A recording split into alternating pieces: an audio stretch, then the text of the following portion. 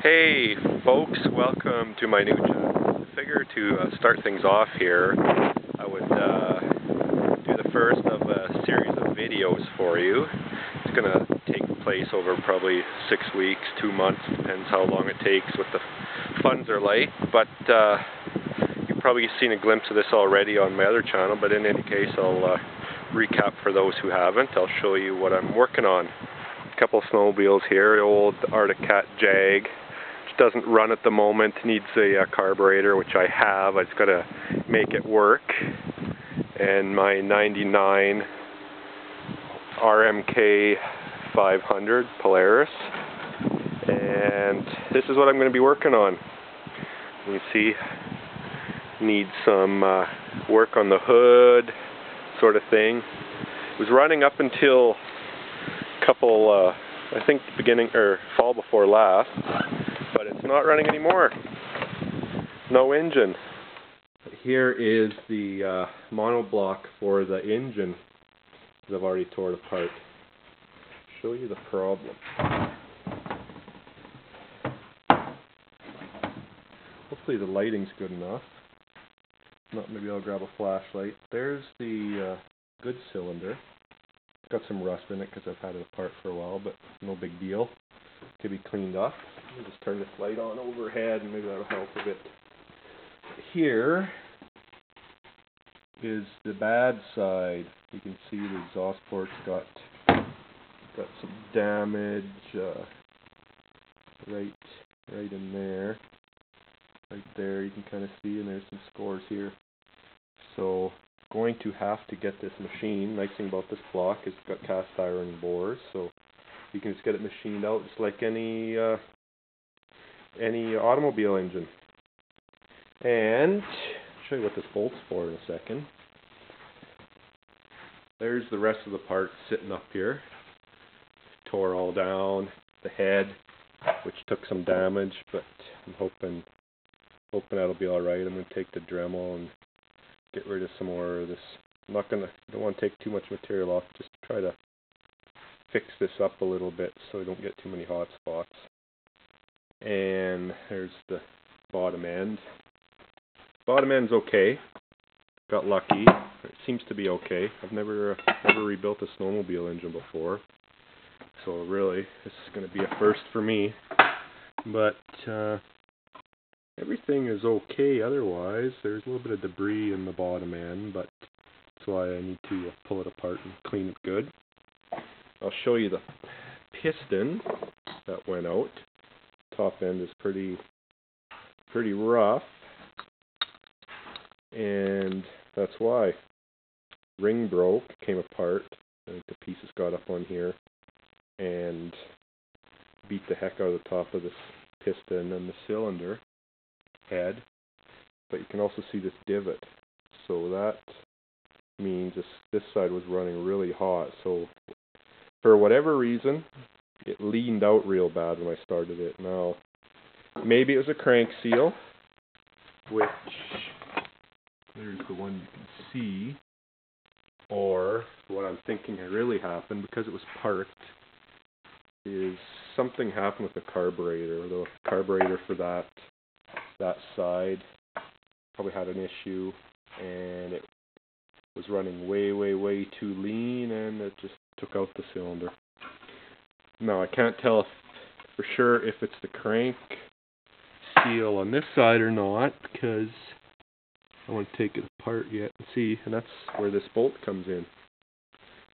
So here was what I was originally thinking for the clutch puller I'm making.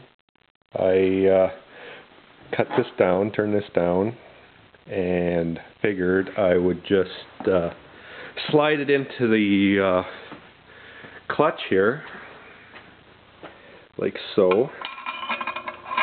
Cut it to length. That would push up against the crankshaft, the stub of the crankshaft, and then the other big bolt would push up against that and pop it off.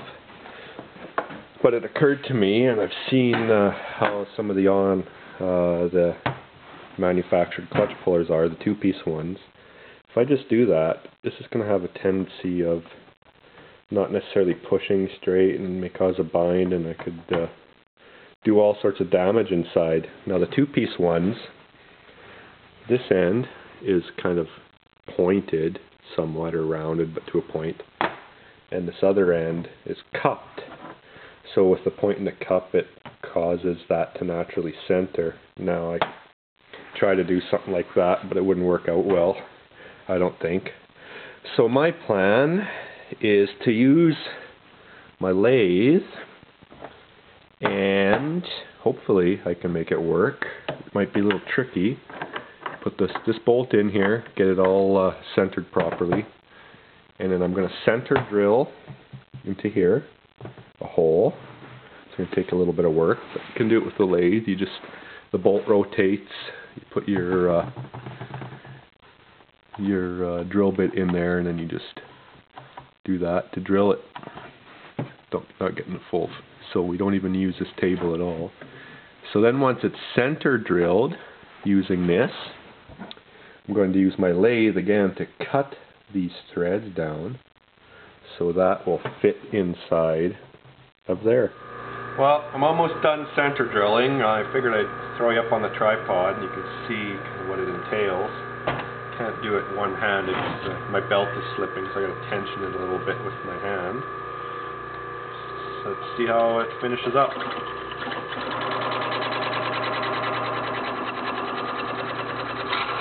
There you go. You can hear it finally bit in. I think I'm pretty much might have to sharpen this bit. These grade 8 bolts are a bit of a bear.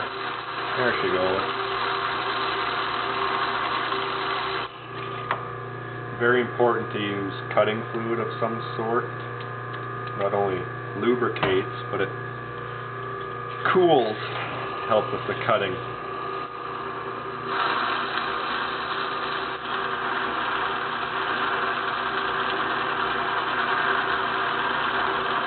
You can see I didn't get the bolt in quite perfect, but for this application I'm sure it'll be alright. Let's see, a little bit more juice in there, make a mess.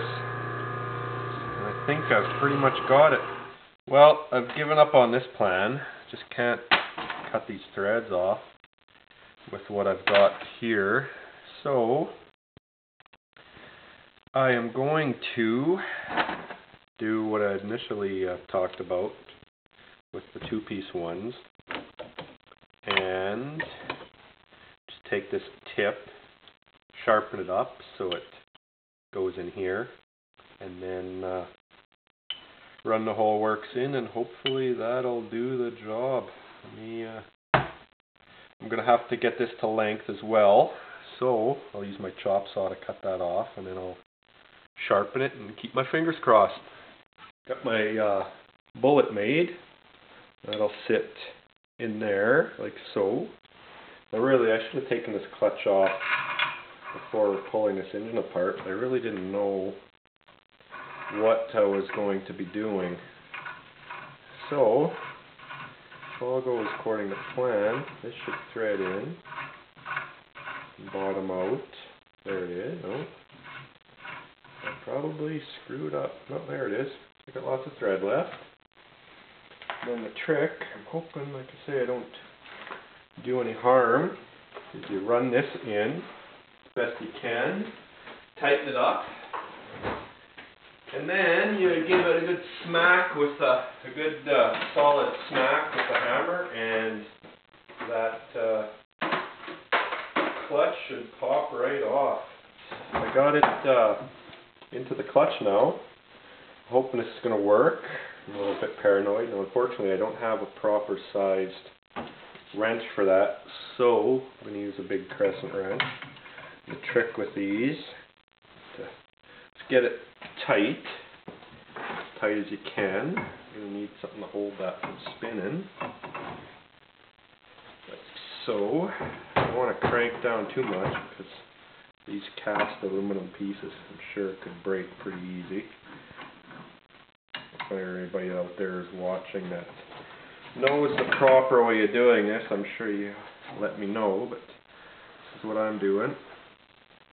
There. Now hold your ears. I'm going to get the dead blow hammer, and give it a little smack on the end. Just help maybe loosen it. Then I will tighten it some more. And hopefully it's going to play nice and come off, but probably not.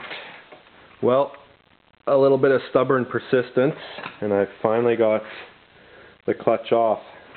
Took a little bit of that and a whole lot of beating, but you can see a little bit of, a little bit of corrosion in there that stuck on. So I'm just going to put you up on the tripod, and we'll just pull that crank out and see what it looks like. So let me get. As far as I know, because I've never done this before, I should be able to just pop this crank right out. There she be. Voila. So, yeah, say that's probably from me, but who knows? You know, I'm curious if these crank seals are both the same, because I was looking online to buy some. Let's see, there are different sizes, so I might be able to cross-reference those numbers, get them from Dennis Kirk. Now, if you look inside, you can see some of that gunk was from me, but now this must be the oil injection pump. So that's down here. Looks like, I thought they were like vacuum operated, but looks like they're gear driven. So gear driven. That's the oil pump for the oil injection. It runs off of this gear, and then it's controlled by the throttle cable. This must open and close an orifice or something inside. I don't know how they work, but I would assume that's what it does. The more throttle you give it, the more it opens up, the more oil it gets. The teeth look, they have some wear on them. Not sure if that's a piece that should be replaced or not, and how hard it would be. I'll have to check into that, but you know, if I've got the thing apart and that piece isn't that expensive to replace, I might as well do it as well.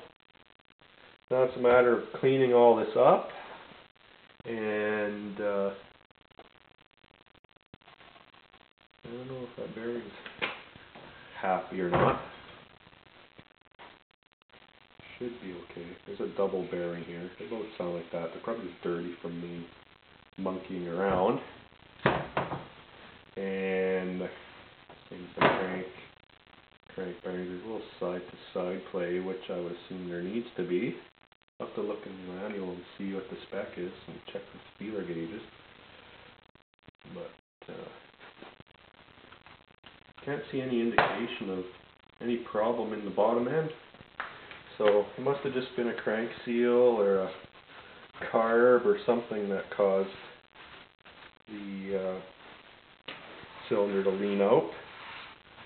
So I'll make sure and clean everything up good before I put it back together.